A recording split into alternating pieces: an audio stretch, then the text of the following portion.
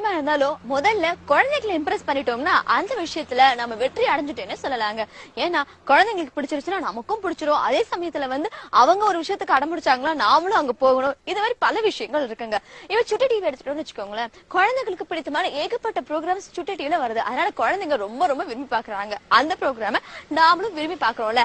அதே போல ஒரு துணிக்கடை விளம்பரம்னு எடுத்துக்கிட்டீங்கன்னா குழந்தைங்களுக்கு பிடித்தமான கலர்ஃபுல்லான ட்ரெஸ்